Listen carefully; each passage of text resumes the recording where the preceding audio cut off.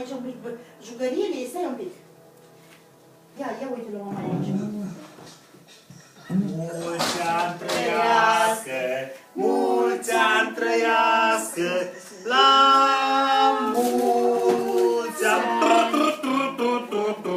Mulți ani trăiască, mulți ani trăiască, la mulți ani. Mama, ori pe asta, ori asta ții. Cine să trăiască, cine să trăiască, Pune-l în pat. la mulți ani.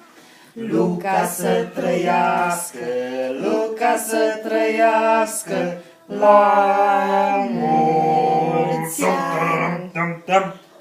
Luca, ce vrei tu? Spune în gând la tine, ok? Ce vrea Luca?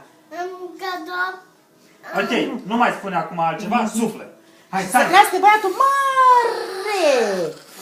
Bravo! Bravo, Luca! Și vrea cadou mult! Ia să vedem, a, uite, cine e aici, tata?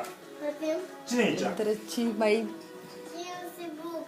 Măchin și Bucșă, prietenii Nene a tăi. avut multă treabă la tort. Uite mama. ce mai are tăi. Da, uite, nene a lucrat mult la tort.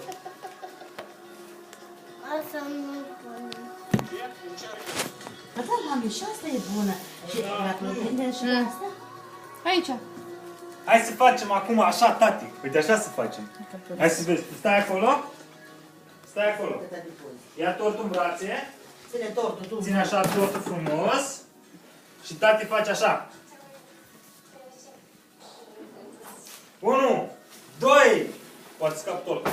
3 și... Ce-a făcut? Ai văzut?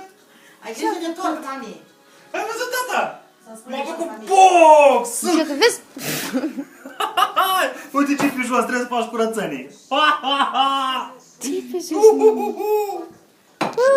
Și pe aici. L-a luat eu în mână. Ioi, ce-a făcut tati? Munga, munga, munga. Ce-a făcut Luca? Opa.